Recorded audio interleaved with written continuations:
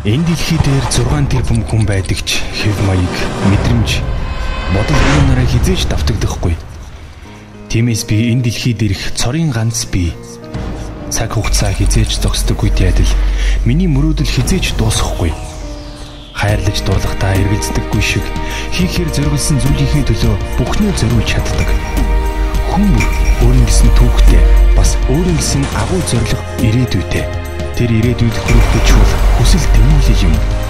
Гэхдээ ганцаараа биш, өөр өөрсдийнхөө мэдэрч тэмүүлж байгаа 400 мянган залуустай хамт бид найзууд, бид нэг гэр бүл, бид шинэ үеийнхэн,